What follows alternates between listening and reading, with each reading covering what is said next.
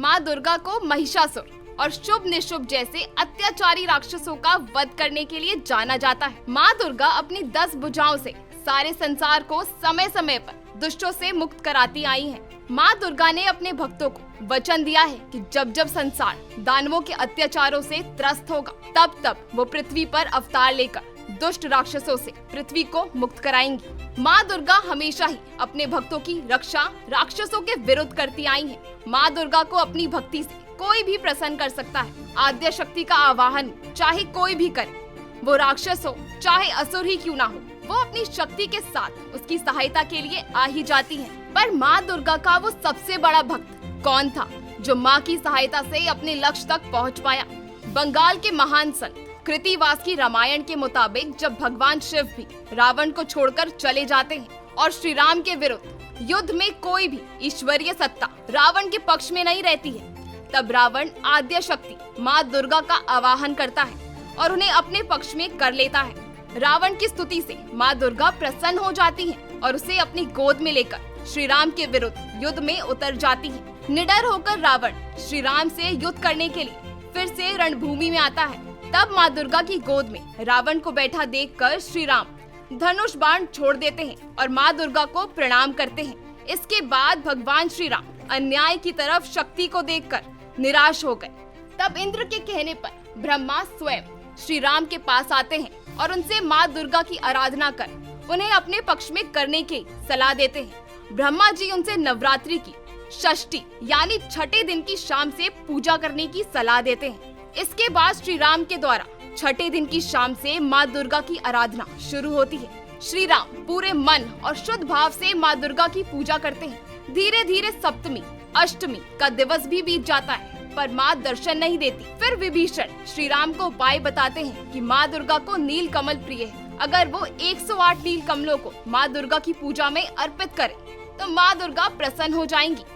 श्री राम चिंतित हो जाते हैं कि इतने कम समय में इतनी कठिनाई से मिलने वाले नील कमल कहाँ से आएंगे।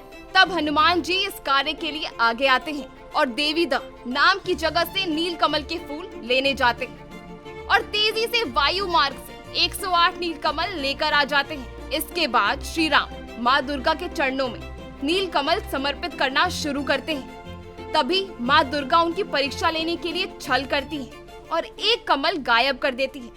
श्री राम जब 107 कमल समर्पित कर देते हैं और 108वें नील कमल के लिए हाथ आगे बढ़ाते हैं तो वह नील कमल अदृश्य हो जाता है। अब उन्हें लगने लगता है कि उनकी पूजा कभी सफल नहीं हो पाएगी और वो रावण से कभी नहीं जीत पाएंगे। ऐसा सोचकर श्री राम की आंखों में आंसू आ जाते हैं। विलाप करते करते श्री राम को अचानक याद आता है कि लोग उन्हें नील कमल जैसे नयनों वाला कहते हैं।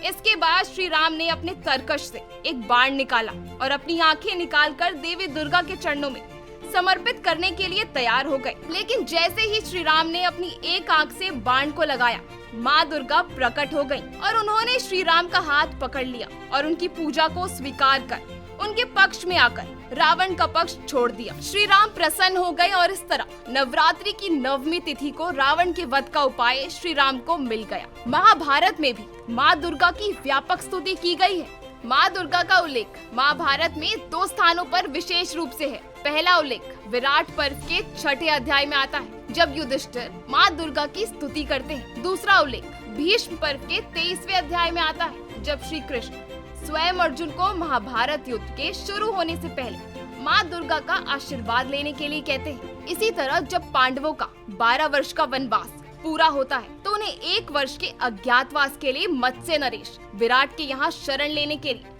नगर में प्रवेश करना होता है। तब युधिष्ठिर माँ दुर्गा की स्तुति करते हैं और माँ दुर्गा से विराट नगर में 1 वर्ष के अज्ञातवास को सफल बनाने का आशीर्वाद मांगते हैं। जब युधिष्ठिर देवी दुर्गा से प्रार्थना करते हैं तो देवी दुर्गा उन्हें दर्शन देती है और उन्हें वर देती है कि शीघ्र ही कौरवों के साथ संग्राम में उनकी विजय होगी। माँ दुर्गा पांडवों के पुत्रों को निरोगी होने का और पांडवों के द्वारा राज्य प्राप्त करने का वर भी देती है। इसी तरह महाभारत का युद्ध जब प्रारंभ होने वाला था और कौरवों और पांडवों की सेना एक दूसरे के आमने सामने थी, तब श्री कृष्ण ने अर्जुन को कहा कि वो विजय प्राप्ति के लिए माँ दुर्गा की आराधना करें। अर्जुन युद्ध भूमि में ही अनेक श्लोकों से माँ दुर्गा की स्तुति करते हैं। इससे माँ दुर्गा प्रसन्न होकर अर्जुन को दर्शन देती हैं और विजय का आशीर्वाद देकर अंतर्ध्यान हो जाती हैं। देवी दुर्गा से वरदान की प्राप्ति करने के बाद ही अर्जुन को श्री कृष्ण श्रीमद् भगवत गीता का उपदेश देते हैं। महाभारत के युद्ध के अंत में माँ दुर्गा के वरदान